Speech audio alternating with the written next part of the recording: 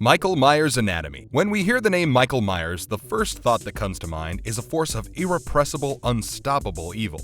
You can't kill the boogeyman. This terrifying antagonist has been the life of the Halloween franchise, and the horror fans have often wondered if there is more to the character than what meets the eye. Across all of the Halloween movies that we have seen so far, there have been slightly varied versions of Michael Myers on display. However, almost all of them point to the fact that he is more than an evil, demented man.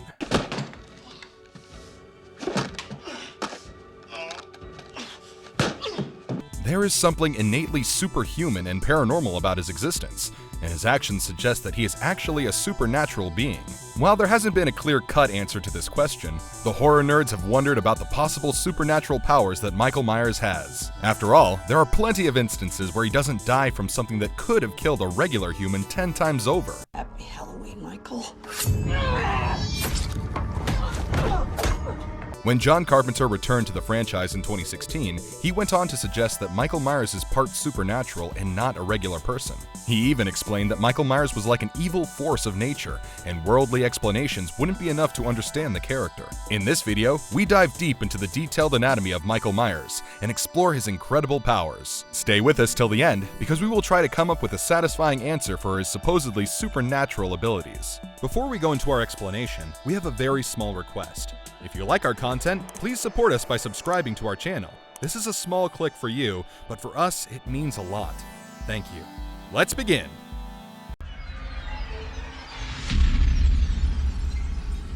The various portrayals of Michael Myers, supernatural or just a twisted maniac. The Halloween movies have different timelines, and the original ones have subtle explanations for the supernatural powers of Michael Myers. For instance, Halloween, The Curse of Michael Myers, throws some light to his background. We learn about the ancient cult of Thorn that cursed Michael as an infant. This is actually a pagan ritual, where a family is sacrificed for the betterment of the community. According to this curse, he would be possessed by the demonic force of Thorn that grows extremely violent on Halloween nights. This possession would also mean that he has some supernatural powers. Now, if this plotline is to be believed, it does explain how Michael survives numerous fatal injuries. As per the curse, Michael is driven to kill his family members on Halloween, and in this movie, he is after his surviving sister, Laurie Strode.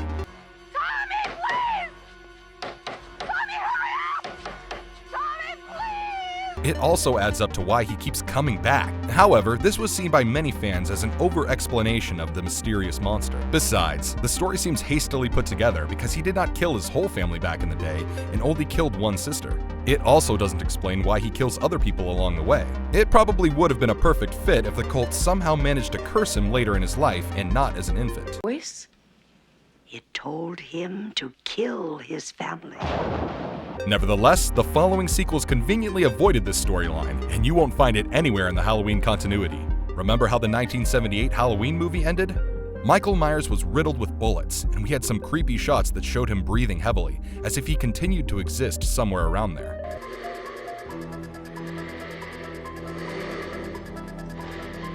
This is in line with the qualities that the Michael Myers of the new Halloween continuity seem to have, the mysterious boogeyman with some special powers. It is further confirmed in Halloween Kills, and he comes out alive from a fire that would kill just about any living thing. Again, going by the narrative of Halloween H2O and its sequel, Halloween Resurrection, Michael Myers comes back from the most definitive death. He is completely decapitated, but there is no paranormal resurrection. Instead, the twist in the tale suggests that someone else was dressed up as him and framed to take the fall.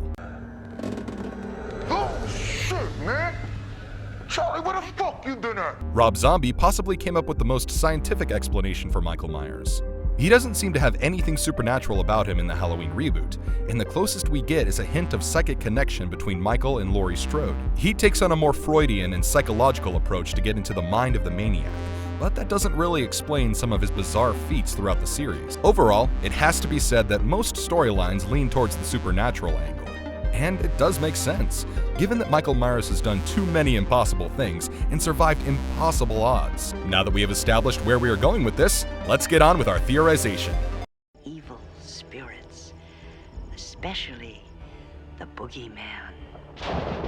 Michael Myers can control the weather. People carry their own umbrella, but Michael Myers seems to carry a whole thunderstorm along with him. How many times have you noticed his arrivals being marked by a certain weather condition? It is windy, rainy, and there's usually thunder and lightning. Yes, the whole point is to make it seem very atmospheric, but the regular association with such weather conditions raises a speck of doubt amongst the fans. Does Michael Myers control the weather to suit it according to his needs? While there is no telling for sure, it certainly does seem like he brings his own thunder, quite literally.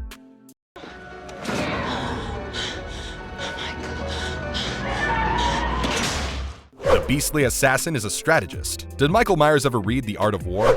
We will never know the answer to that, but it is obvious that the psycho killer is skilled when it comes to strategizing. He abides by the basic rules of exploiting the weak links of the enemy and stalking them until the perfect opportunity arises. We have often seen Michael stalking his prey for long before killing them. He has been seen performing elaborate tricks to get out of sticky situations, and he surely uses a lot more thinking than you would expect from a maniacal killer. Something to do with upbringing. Michael Myers has telekinetic powers. This might be a big statement, but a lot of his actions suggest the same thing. Michael Myers probably has telekinetic abilities, the power to control things without physical means. How else would you explain all the times when the power supplies fail just as he arrives? The CCTV footage mysteriously malfunctions, and the cell phone signals are lost all of a sudden. The biggest example of his telekinetic powers can be found in the Halloween Resurrection movie. He enters a house that is rigged with cameras, like in a reality TV show. And yet, nobody notices the gigantic killer on the prowl.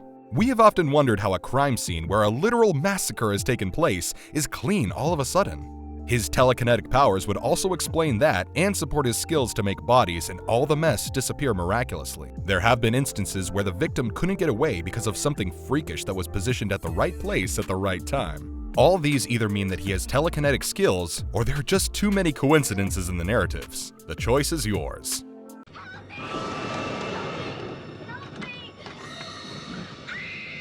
Michael Myers has psychic abilities. The Halloween franchise started off as a regular serial killer slasher flick, but the series soon took a supernatural turn. Especially around Halloween 4 to Halloween 6, the supernatural angle is explored properly, and we get to witness some bizarre things about Michael Myers. One of the most evident skills that we spot is his psychic abilities. In Halloween 4, the final twist reveals something terrifying. It turns out that Jamie Strode, being raised by her adoptive mother, is standing over her unconscious mother with a pair of bloody scissors. This scene is strikingly similar to Michael's first murder as a child, and it seems like he passed on his evil streak to Jamie. The matter is further clarified in Halloween 5, The Revenge of Michael Myers. We see Jamie recovering in a psychiatric hospital after her violent moments, but she is not inherently evil like Michael Myers. In fact, she has a strange psychic connection with the killer. She has unexplained visions about his whereabouts, and she even seems to have the power to briefly stall Michael Myers as he is about to kill her. The events of these two movies make it pretty obvious that Michael has certain psychic abilities, even though the control isn't always in his hands. Okay, Mrs. Wallace is a lush. They're gonna be out all night getting hammered. Do you know that ethyl alcohol boils at 78.5 degrees Celsius? I didn't know that. Yeah. Michael Myers can teleport himself. On a number of occasions, we have seen Michael Myers arrive and disappear in the blink of an eye. In order to make him seem invincible, the narrative often projects him as miraculously changing places. Or does it simply imply his ability to transport himself? We all know that the masked killer would do just about anything to hunt his victims down. There are moments that make it look magical. You have to remember here that Michael doesn't even run. He merely walks towards his victims, and still he manages to catch up to them every single time. Does his teleportation powers substitute for his lack of agility? Recall the scenes with Laurie for a moment. Michael Myers is seen chasing her to the Doyle house, but Michael suddenly appears behind her. In another sequence, Laurie is maintaining an eye contact with Michael Myers when he suddenly disappears. Throughout the franchise, there are several moments like this. The crazed killer appears in a puff of smoke and disappears before you know it. It is either teleportation powers or a poor narration that lacks detailing, and we are going with the former.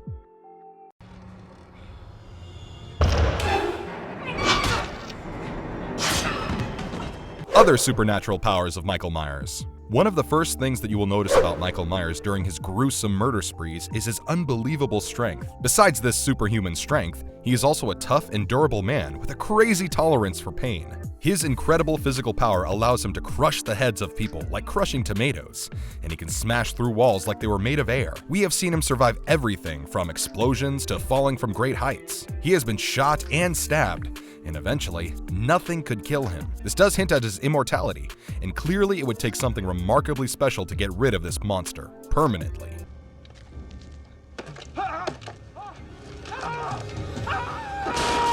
Michael Myers also seems to have a certain degree of regenerative abilities. After sustaining serious wounds, he heals miraculously, and this happened time and again. He is healed from burn injuries, bullet wounds, etc., and it is possible that his healing abilities created new tissues and skin to repair the damage. That also explains the near immortality of the masked killer, because he keeps fixing himself.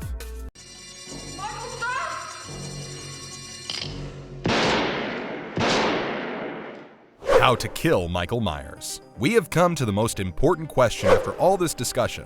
If Michael Myers is such an invincible entity who keeps coming back from certain deaths, is there a way to kill him permanently? Here are some of the supposed deaths that we have witnessed.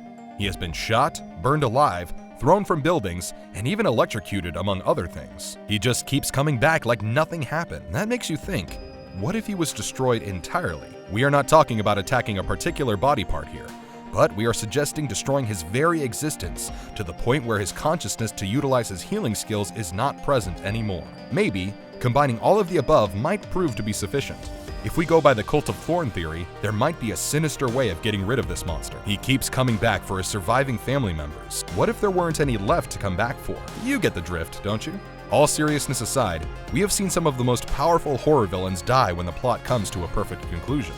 Maybe, if someone found it worthy to end the franchise and deliver a satisfying death to Michael Myers, that would be it. Hey, Mikey! Happy fucking Halloween!